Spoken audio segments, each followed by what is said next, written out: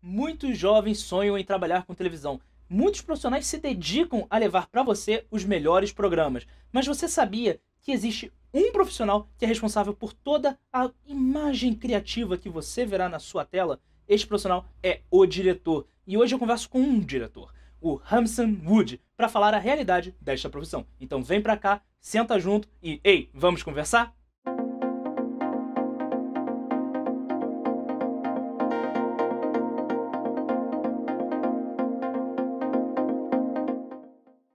Ramsa Wood, muito obrigado por ter aceitado vir aqui nesse programa que está em início.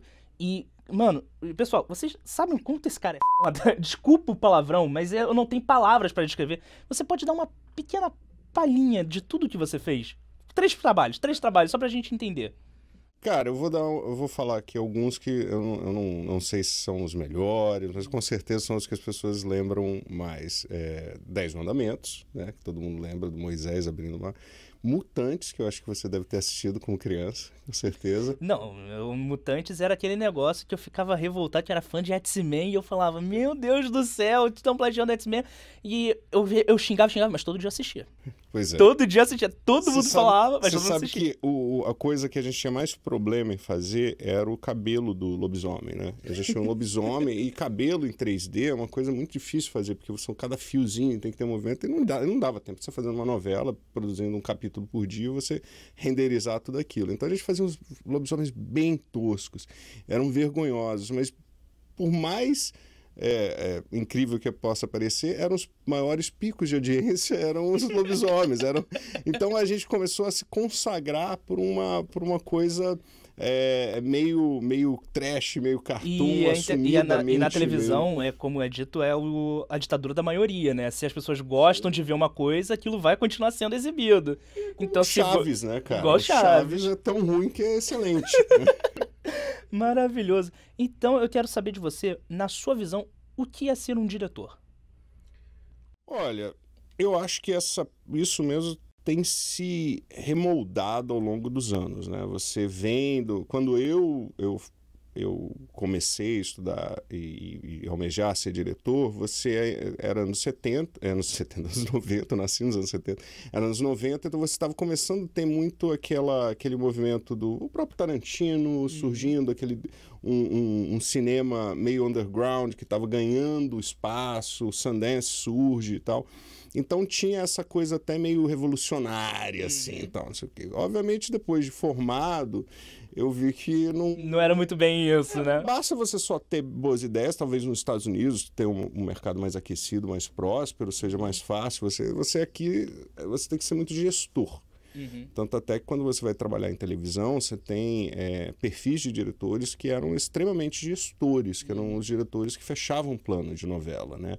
Eram aqueles caras que pegavam volume. E tinham os outros que tinham um perfil mais artístico. E tinham aqueles que conseguiam conciliar um melhor custo-benefício entre essas duas coisas. Então eu tentei ficar nessa mescla. Então, para isso, eu comecei a estudar muito mais a parte operacional, né? Eu já vi dizerem que um bom diretor no Brasil, ele precisa ser um pouco de produtor e um pouco de empresário. Isso é verdade ou é mito? Olha, eu acho que hoje em dia, principalmente hoje em dia, acho que qualquer artista tem que ser um pouco empresário. Você tem que saber se colocar no mercado. Você pensar, sabe quais são os índices de audiência vamos dizer assim, de audiovisual aberto? Não vou falar TV aberta. A Globo tem, em média, hoje em dia ocupa um share aí global de cerca de 10%. O YouTube tem 21%. Então... Só que aí a gente tem uma vantagem que, tipo, a televisão ela ainda está em 100% do território nacional. O YouTube depende da internet e ela ainda não está em 100% do território nacional. Mas por uma isso questão de te mostra brasileira. muito onde que está a demanda do público. Né? Porque também não adianta você oferecer produtos em locais, em marketplaces onde a sua demanda não está. Sim, né? sim. Eu não posso vender uma bola de futebol num lugar que não tem campo, Num que não campo tem... de golfe. Exatamente.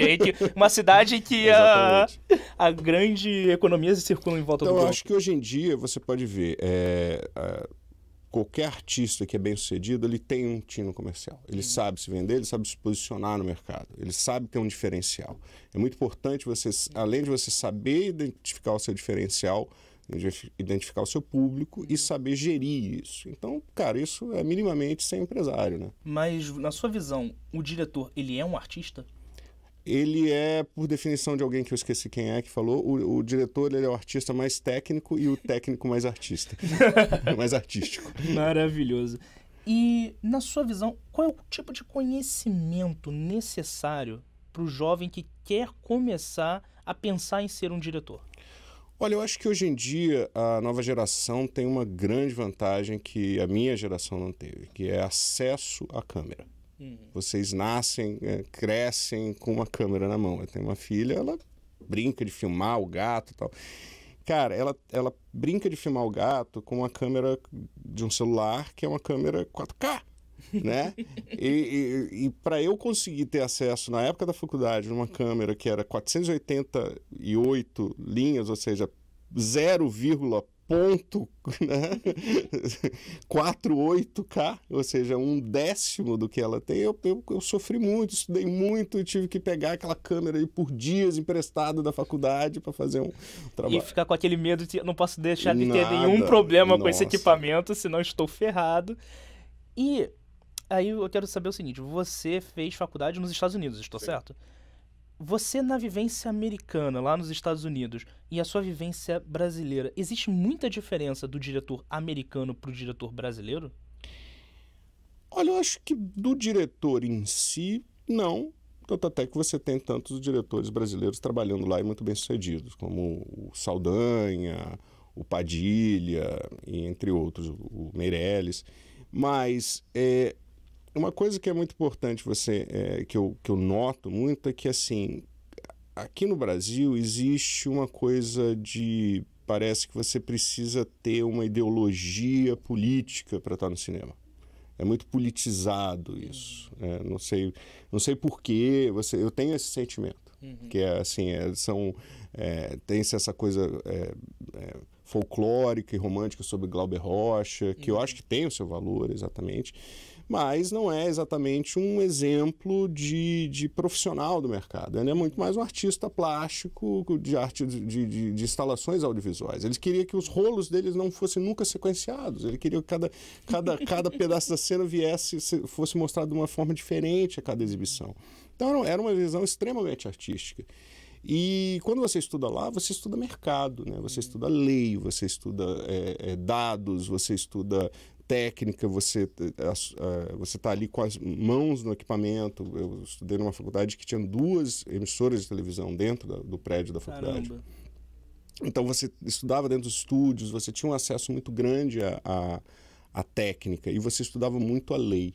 Então você falou um pouco da sua experiência, da sua visão de como é esse mercado americano, desse mercado brasileiro, e eu quero saber, na sua opinião, para um jovem que está terminando o ensino médio e quer trabalhar com televisão, quer trabalhar com cinema, vale a pena ele investir numa faculdade ou num curso técnico no Brasil?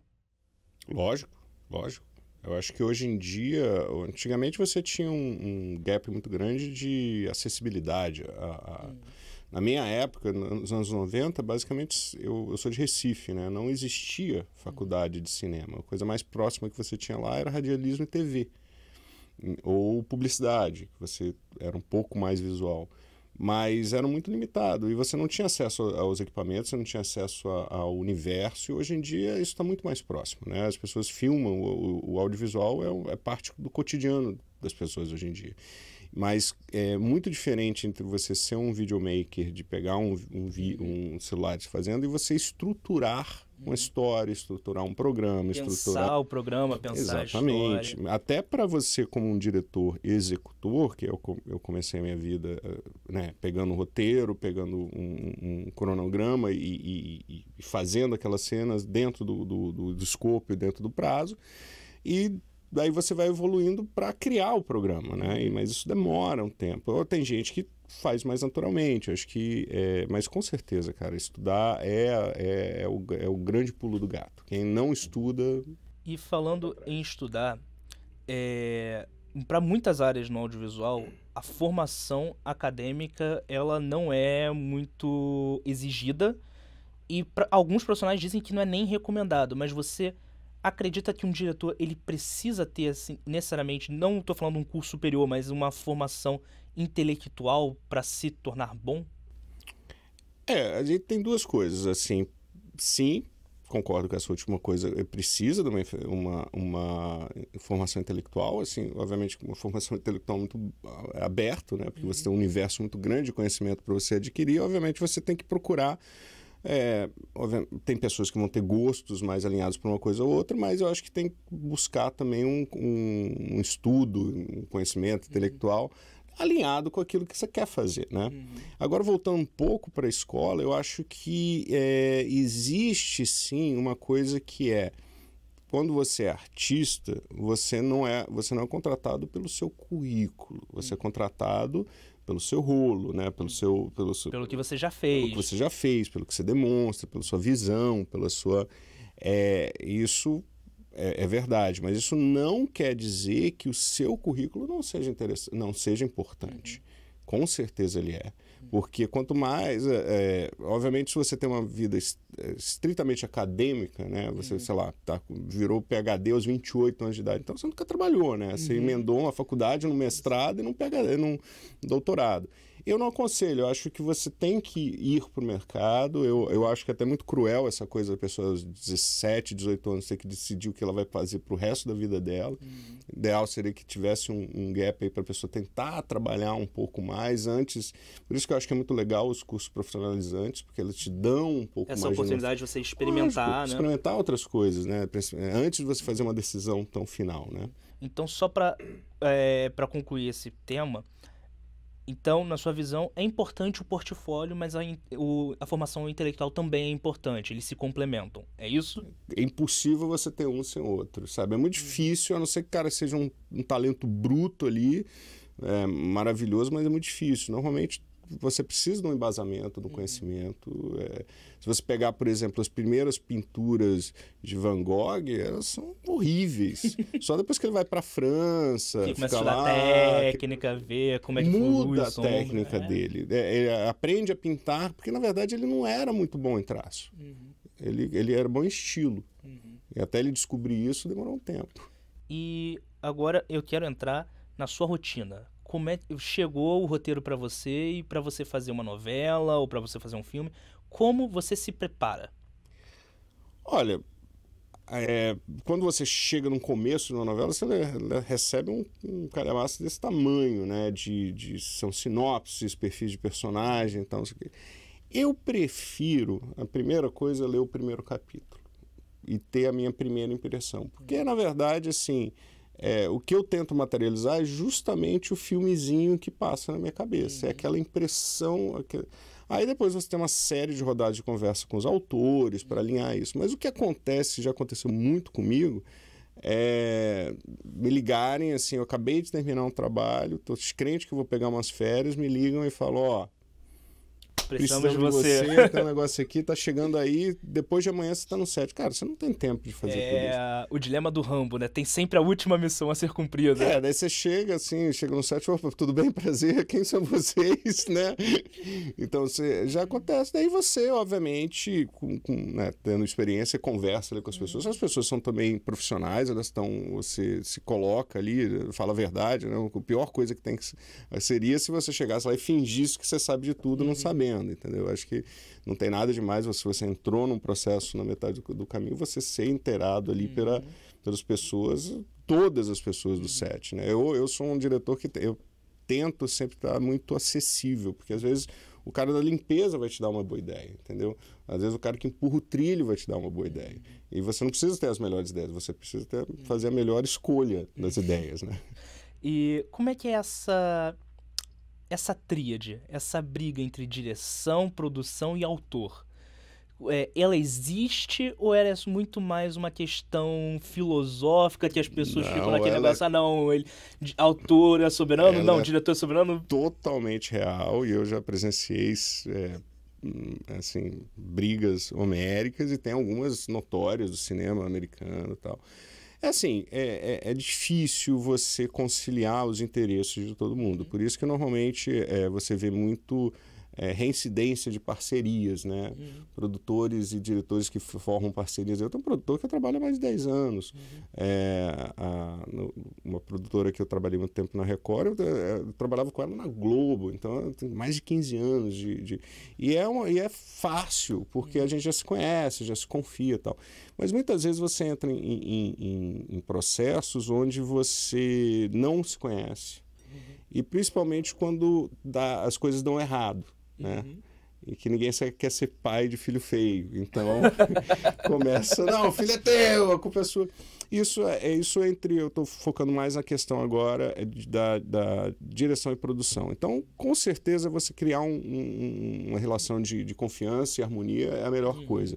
Porque você vai ter todos os tipos. Um cuida do operacional, o outro cuida da qualidade. Então, assim, um cuida da produtividade, o outro da qualidade, eles vão conflitar. Se você não tiver harmonia entre os dois, ou você vai entregar fora do escopo, ou você vai entregar fora do prazo. Então, assim, se você não concilia isso... Agora, quando você trabalha com autor, é outro tipo de diálogo, porque são dois argumentos qualitativos, né? Um acha que tem que ser melhor uma coisa, outro acha que é melhor. Um é muito verbal e o outro é muito visual. Então, o que mais pega na relação e reclamações constantes dos autores é o texto não está exatamente como eu escrevi, como estava na minha cabeça. Tal, não sei o quê. Mas e aí, por exemplo, nesse tempo, isso aconteceu comigo, em época de faculdade, gravando o curta universitário, e a atriz não conseguia falar a fala que estava no roteiro de jeito nenhum, e a gente adaptou para o linguajar que ela conseguisse falar. E o autor, na época que escreveu o roteiro, ficou arrepiado da vida porque não era o texto que ele tinha escrito aquilo. Isso acontece no mercado ou isso é coisa de universidade? Não, acontece constantemente. Aí é onde entra o bom senso, né? Se você está falando de um filme, de uma questão muito pontual, que você tem um tempo de preparação, um tempo de ensaio, é uma coisa. Quando você está falando de novela, que você precisa entregar, porque a cena vai ao ar hoje, ou vai ao ar amanhã, as opções são mais restritas. Então, acho que tem que ser, tudo tem que ser pesado, tem que ser pesado na sua devida proporção. O que eu acho que é mais engraçado é justamente a dor que eu vejo alguns autores que entendem o processo e abrem mão porque entendem que é necessário, mas eu vejo quanto eles sofrem de ver essas mudanças, entendeu? Coisa que eu escrevo roteiro e eu penso muito mais no como a imagem vai aparecer, no contexto. No produto final, entendeu? Eu sou livre, eu sou o primeiro a falar, tá escrito isso, mas se conseguir falar melhor do que isso, por favor, entendeu? A não ser que seja algo muito específico, seja uma marca ali, uma frase que precisa simbolizar alguma coisa na história. Mas eu vejo que muita gente sofre. Inclusive, esse final de semana, você está falando de curta, um amigo meu que é roteirista, René Belmonte, que é um dos grandes roteiristas do país, está querendo brincar de diretor, daí ele tá. E eu tô sendo o diretor de fotografia dele. E é engraçado, porque ele não olha no monitor, ele fica só olhando o elenco. E ele é muito assim, não, mas a fala aqui é assim. É um diretor de ator. E muito de texto, né? Ele estava ali para ter certeza. Sim, mas ele focou muito no texto dele e na atuação dos atores. Entendi. E falando em atores, como é que é, na sua visão, um bom ator? O que um bom ator precisa ter? Primeiro de tudo, profissionalismo, né?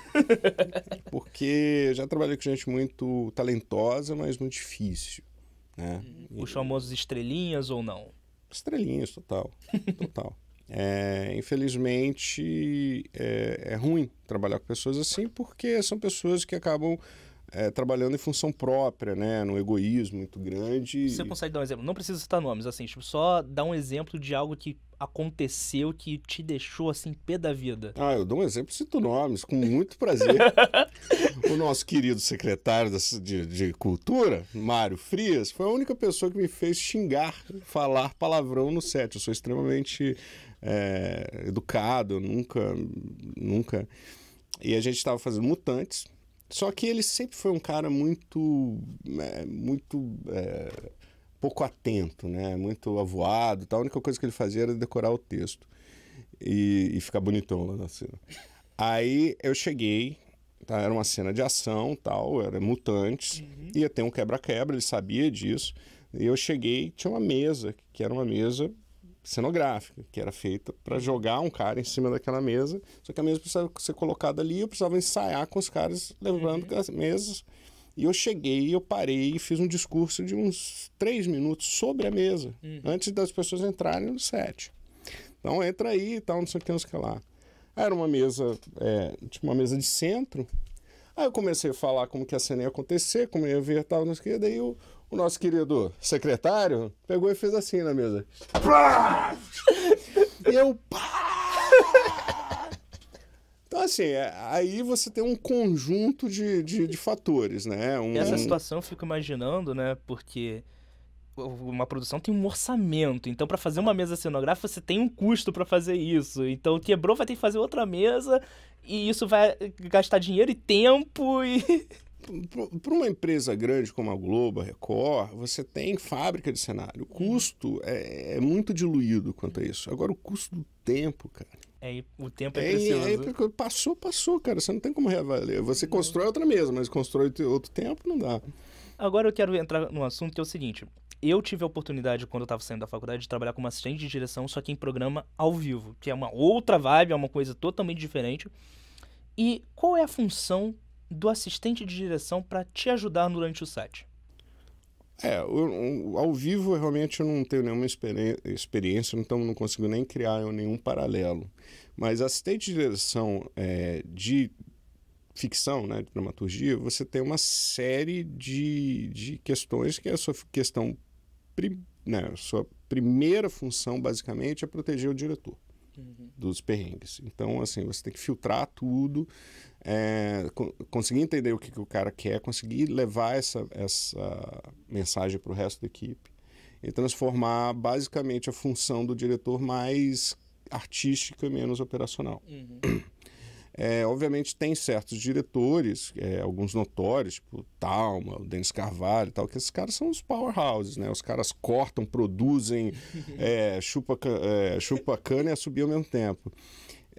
Então esses caras, realmente, eles acabam até atropelando os assistentes deles. Os assistentes ficam mais aprendiam com os caras que o outro. Mas num formato normal, você tem muito mais uma questão ali muito operacional, com um olhar artístico, né? Você faz uma interface. Então, infelizmente, até para quem quer ser diretor, até um pouco chato, porque você só faz muita coisa operacional, mas preservando o olhar artístico. O bom é que é um treinamento, né? Imagina você fazendo ao vivo, então, foi o que, 1 ano e meio? 1 ano e meio em programa ao vivo. Pô, deve ter sido uma escola e tanto, né, Não, cara? com certeza, com certeza. Depois, algum dia, se vocês quiserem, eu faço um programa contando a minha experiência, mas hoje eu quero falar desse cara. Mas, por exemplo, só para ilustrar, por exemplo, quando a gente chegava num estúdio, os estúdios normalmente começam 1h da tarde. Então você passa no estúdio pela parte da manhã, né? Não adianta chegar muito cedo porque ele não vai estar pronto. Então você tem que chegar ali 11h30, ele está quase entregue, daí você abre todas as portas de todos os cômodos, de todos os armários, de todas as gavetas para ver se elas funcionam. Liga todas as torneiras, todos os interruptores, vê se tudo funciona e o que não funciona, porque não funciona, às vezes não precisa funcionar, só para você dar o ok e entregar o set. Então, tem essa parte toda burocrática que as pessoas não sabem, que você fica lá mexendo em maçaneta para dizer se está ok. Isso quando não acontece de você testar no dia anterior, aí tá funcionando perfeitamente, e no dia o objeto vira e fala, não quero funcionar hoje. Tem que ser no dia, o dia anterior não é... É complicado. E você já fez filme e já fez televisão. Qual é a diferença? Na verdade, melhor, o que você prefere fazer? Olha, com certeza. Eu gosto muito de série, cara. Série, o meio termo ali. Série, porque você consegue contar a história melhor. O filme, muitas vezes por questões comerciais, você tem que chegar na ilha de edição, abrir mão de muita coisa, porque você tem que cair numa minutagem, que é a minutagem que a distribuidora quer, por uma questão de janela de sala de cinema, etc. e tal. Então, existe isso. novela é um desespero, né, cara? Porque uma vez que vai pro ar, é um por dia e você vai correndo atrás daquilo. Então, você corre muito atrás de uma produtividade, o escopo cai um pouco. E o filme não. O filme dá para você dar mais carinho e tal. E a série eu acho que você concilia as duas coisas. É onde você consegue fazer ali. Porque quando você fala de série, você está falando de 8, 10 capítulos, né? 10 episódios. 10 mais hoje em dia. fechadinho e tal. Mais fechadinho, você não precisa correr tanto, você consegue desenvolver mais os personagens. Quando você tá fazendo um padrão americano, aí chegam uns 20 e tal. Não, na verdade, se você observar, o novo padrão está sendo... Tá reduzindo, né? Tá sendo para 10. Tem uma série de 10, 13 também. Até o 13. Você sabe que começava porque a gente tem 52 semanas no ano.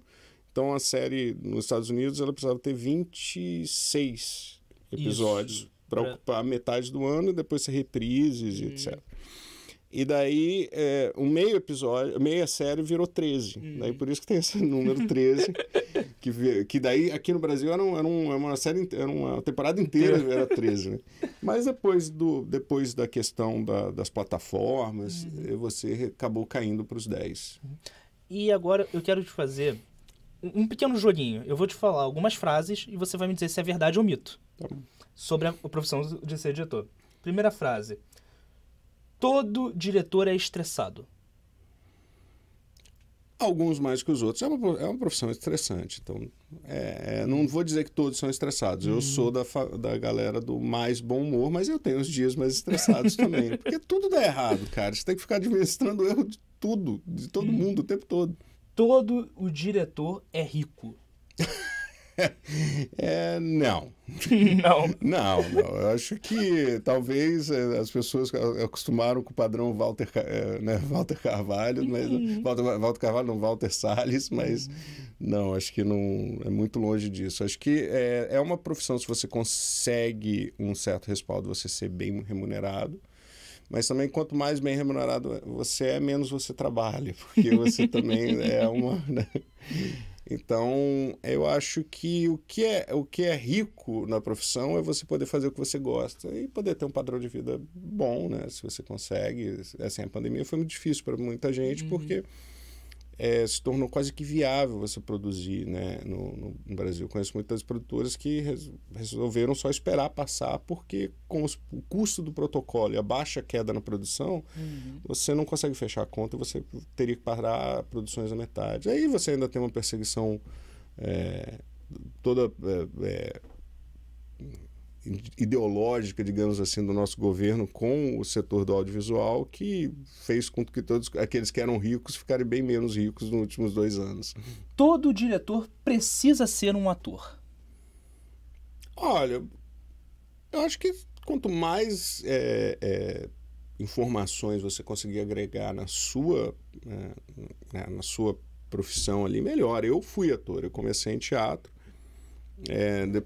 depois eu também trabalhei muito tempo em áudio, trabalhei em rádio, trabalhei com engenheiro de som, fiz câmera. Então, assim, eu passei por vários estágios e isso complementou muito bem a minha carreira. Eu acho que isso me dá um diálogo muito mais fácil com os departamentos.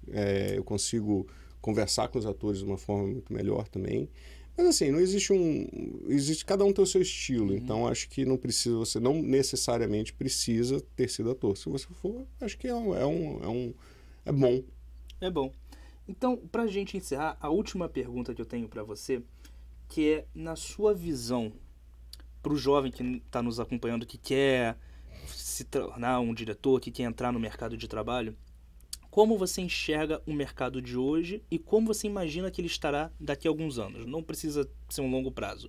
Eu acho que hoje em dia você tem um mercado muito mais aberto. Infelizmente, a gente está vivendo um momento de crise econômica, crise sanitária e uma crise